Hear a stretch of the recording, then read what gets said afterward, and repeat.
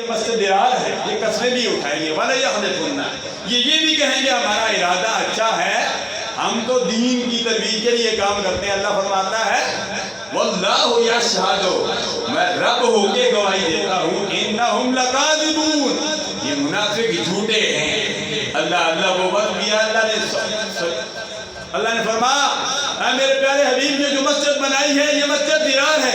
سرکار نے حکم دیا، فرمایا اس مسجد کو بھی گرا دو۔ مسجد نبی کے مقابلے میں جو مسجد درار گرائی گئی، سارے کرام رضوان اللہ تعالیٰ علیہ مجمعین نے اس مسجد کو بھی گرا دیا گیا۔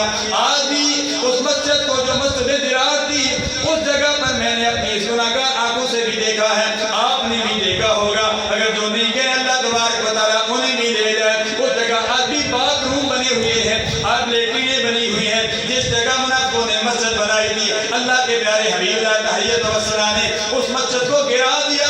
اس لیے رب الجلال فرماتا ہے جو جھوٹ ہوتا ہے مجھے جھوٹ پسند نہیں ہے، فرمایا اس لیے منافقوں کی جان نشانیاں ہیں، فرمایا جھوٹ بھی بولتے ہیں، امانت میں خیانت بھی کرتے ہیں، وعدہ خلافی بھی کرتے ہیں، بات میں وہ گالیاں بھی نکالتے ہیں۔ وَإِذَا خَاصَمَ فَجَرَ، امام الانبیاء علیہ السلام نے فرمایا منافق کا جو عقیدہ ہے وہ عقیدہ بھی نہ اپناؤ، منافق کا جو کردار ہے جو عمل ہے وہ بھی نہ اپناؤ۔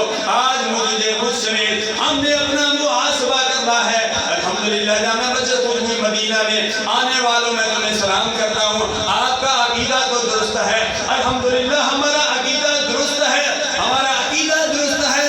عقیدے کی درستی کی متعلق تو میں اپنی بھی گارنٹی دیتا ہوں، آپ جو ہے آپ کی گارنٹی بھی دیتا ہوں، لیکن ہم نے اپنے اندر کو صاف کرنا ہے، ہم نے اپنا محاسبہ کرنا ہے۔ کیا ہم اپنا جو کردار ہے وہ کردار ہمارا منافق جیسا تو نہیں ہے؟ ہم جھوٹ تو نہیں بولتے، ہم وعدہ خلافی تو نہیں کرتے، ہم امانت میں خیانت تو نہیں کرتے۔ ہم نے اپنا محاسبہ کرنا ہے۔ سرکار عبد قرار صلی اللہ علیہ وسلم کی زندگی ہمارے لیے کامل نمونہ ہے۔ لَقَدْ كَانَ لَكُمْ فِي رَسُولِ اللَّهِ أُسْوَةٌ حَسَنَةٌ۔ سامعین حضرات میرا چوتھا موضوع تھا، چوتھے موضوع کی طرف ٹیکنگ دیتا ہوں۔ نماز جمعہ کا وقت ہونے والا ہے، میں نے قرآن مجید فرقان حمید کی آیہ مقدسہ سورہ بقرہ کی آیہ مقدسہ 273 پڑھی تھی۔ الحمدللہ سورہ بقرہ کی 286 آیات مقدسہ ہے۔ اللہ فرماتا ہے الذین ينفقون اموالهم